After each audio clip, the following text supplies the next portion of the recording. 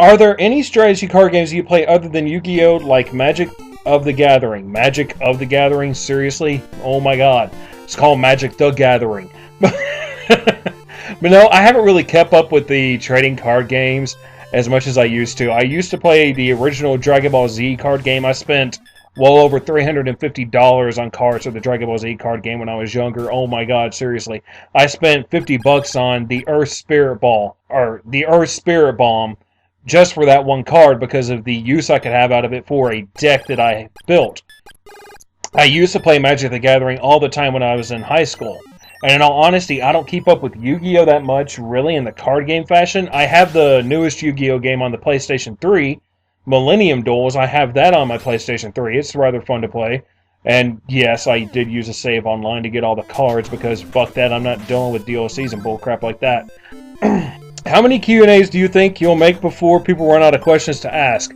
Let's see, this is my 1, 2, 3, 4. Yeah, this is 4 since this channel. I had 2 in the previous. I think this is my 6th Q&A, and people still haven't run out of questions to ask. And there are people who are much larger in viewership and subscribers than I will probably ever be in my entire life that have Q&As. Well, not Q&As like this, where, say, ask all the questions and I'll do a whole video where I'm answering them all, but do mailbox episodes, and people still don't run out of questions for them. I honestly don't think people are ever going to run out of questions. People are inquisitive, and that's one of the great things about humans. We are inquisitive. We're supposed to be inquisitive. We're supposed to want to ask questions. That's part of being a human, and I love that. So no, I really don't think that people will ever run out of questions to ask, because there's always at least one new question each time around. Worst commentary ever done by a commentator you love? Oh, Jesus Christ almighty. I'm going to have to think about that one for just a minute.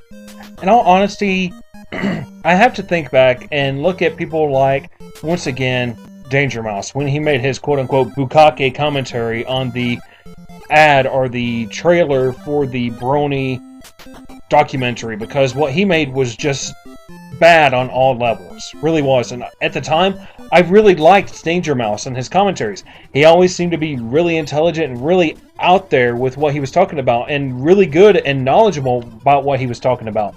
But that one in general, just everything just fell flat on its face.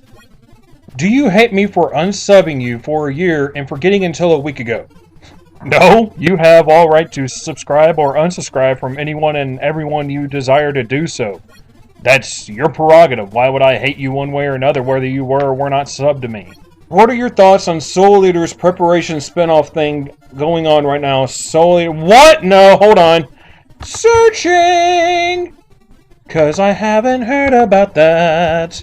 After just now researching and looking at it, I'm gonna say I'm gonna have to check this out. I'm gonna have to check out the Soul Eater Not series. Because I haven't read the manga. I haven't read the manga of Soul Eater, and I haven't read the manga of Soul Eater Not, so I don't rightly know what the storyline is going to be for this one. I've just seen a little bit of general synopsis of what the storyline is, because I really don't try searching out for spoilers. But if they do it right, it'll be interesting. It's kind of odd to see that they're just taking the main characters from the original and turning them into background characters, but it's nice that they're keeping them there for the sole fact that those are the characters we've come to know. Now, I don't have anything wrong with introducing new characters and making a new series based off of a bunch of new characters. They've done it before with different shows. Look at Gundam. But honestly, I think it could do well. I'm kind of interested to sit down and watch that one. I'm glad you told me about it because, as you know, I'm a huge Soul Eater fan. What game consoles do you own? I have a PlayStation 3, I have a PlayStation 2, I have a Wii. I used to have a PSP until I broke the screen. I'm hoping to get a PlayStation 4 this year and hopefully a PS Vita. What's your dream car? Honestly, I don't have a dream car. My thing about cars is, do they get me to where I need to go? I don't care if it looks fancy. I don't care if it's the fastest car in the world. I don't care about any of that. As long as it gets me to where I need to go. That's all I really care about when it comes to cars. And in all honesty, that's the truth. And that it doesn't completely sap my wallet clean of money due to the gas mileage. Are you excited for any upcoming games? If yes, what are they? The ones that I'm most interested in right now, the main one has got to be Dragon Age 3, Inquisition. I'm really, really looking forward to Dragon Age Inquisition because Dragon Age 1 was really good. The gameplay really could have had a lot of tweaking done to it. Dragon Age 2 storyline was a huge step back, and it wasn't as impressive as the first game, although the combat and the gameplay itself was fantastic. So, with this whole fact that they're supposed to be combining the first two and the elements that worked right for those, and coming up with Inquisition, I'm hoping it's going to be really good. I hope beyond all hope that it's going to be really good, and BioWare doesn't go down Mass Effect 3. Doesn't go down the lane of Mass Effect 3 again. And of course, Metal Gear Solid 5 Phantom Pain. I haven't played the prequel to it yet. I haven't played the pre-story to it yet because I haven't taken the time to purchase it and play it. Mainly because I haven't gotten myself to say, okay, yeah, about 4 or 5 hours of gameplay is worth $20. I haven't come to that point yet. Most of the games that I buy, especially when I buy them new, I'm going to get 60, 70 hours out of them, one way or another. I'm going to get a lot of hours out of them, and from what I've seen of Metal Gear Solid 5's prequel, it's not a very long scenario. And really, there's not much that you can breathe into it to make it even longer. Who inspired you to do commentaries? My original inspirations when I started doing commentaries is for YouTube commentators themselves, were MSkull01, also known as Eli, and Youngblood Fantasy 91, also known as Hobbs.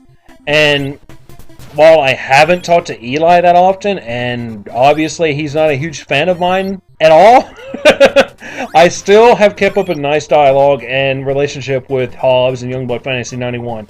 But they were the ones who really inspired me to do commentaries when I first started doing it. Thoughts on the remakes of Pokemon Ruby and Sapphire being confirmed? And not surprised, in all honesty. I'm not surprised that they're doing it. Because really, there wasn't anything else for them to do other than come out with a new series. Because what? They've already made up through Soul Silver or Gold and Silver. All they really had after that was Ruby and Sapphire. I'm not surprised they did it. This is a normal thing for the Pokemon franchise and for Game Freak. They'll release a true new Pokemon game like they did with X and Y. And the next year, they'll release a Pokemon game just to keep the Pokemon fans buying stuff. To buy new games. And then the year after that, they're going to release another new entry to the franchise. A year to a year and a half later, they're going to do that. So, really, it's nothing out of the ordinary for Game Freak. I myself am not going to be rushing to the stores to buy the new Ruby and Sapphire. I'm not going to do it. Then again, I don't have a 3DS. Even if I did, I wouldn't be rushing to the stores to get the new Ruby and Sapphire. Because I can still play the originals. And they're ones that, unlike the originals of Gold and Silver, the originals of that really didn't stand the test of time because of the system they were on, the Game Boy Color. But Ruby and Sapphire, they stood the test of time because they were on the Game Boy Advance, and they're still good to this day. But going by graphics, gameplay, and everything else, they're the least needed for a remake, in all honesty, in the Pokemon franchise, in my personal opinion. If you could have any superpower, what would it be? I believe I've answered this question before. Don't know what I said then, so this might be a contradiction of what I said in the past, but you know what? Fuck it, I don't care anyway. Telekinesis or telepathy, for the sole fact that telepathy, I can make you do what I want. Telekinesis, I can make anything around me do what I want. You can't really go wrong with those two. I can open doors from a distance without you knowing who opened them. I can touch things without actually physically touching them through telekinesis. And telepathy, if you catch on to anything I might or might not have done, I could use my powers to make you forget about it. In other words, I would probably be a supervillain. What are you the professor of? The professor of dumbassery. Most messed up movie you ever saw? The movie Saw. It really wasn't that good. I don't see how the movie Saw turned into a franchise. The first one was shit. Now, if you had to go just straight up messed up out of the idea of just what the fuck is going on in this movie, go watch Repo. Or go watch the FP. That was fucked up. 5 Million Ways to Sunday, and I love it to death because they intended to make a really bad movie. Favorite bands? Let's see. I really don't keep up with bands nowadays. I haven't really kept up with buying any new albums or any new CDs or anything of the sort. The bands that I really, really like, and the ones that I actually do keep up with and listen to their music, are things like Dream Theater, Nightwish. I listen to Epica. There's Camelot. There's Stream of Passion. There's Hooverphonic. bands like that. And then you go to classic rock, and I love classic rock to death, between things like Journey and Van Halen and Pink Floyd and Creedence Clearwater Revival and Bread, and I've even come to grow more of an appreciation for the Beatles as of late. Those kind of bands, that's the kind of stuff that I personally listen to. Do you consider the polar vortex a sign of the next ice age, despite the fact that Headbanger, I asked only for 3 questions? In all honesty, the polar vortex, and now don't quote me on anything I say, because I'm not an expert when it comes to the polar vortex or weather or anything of the sort. I have my own personal thoughts on this sort of thing, but don't take me as an expert on this. The polar vortex, in all honesty, I don't see as being the sign of another ice age. I can't really say that any more than Harold Camping should have gotten away with saying that the world was going to end. The polar vortex, based on what research I did on it after refreshing myself of the polar vortex and the whole situation there, after seeing your question and I looked at it again just to remind myself and get some information here, the sole fact that it grows during the winter, that's the normal thing. It gets colder in the winter, so it's going to happen on the northern hemisphere, and then the northern hemisphere polar vortex grows in the winter for the northern hemisphere, then it recedes in the summer. It's doing a natural thing. It's doing its thing.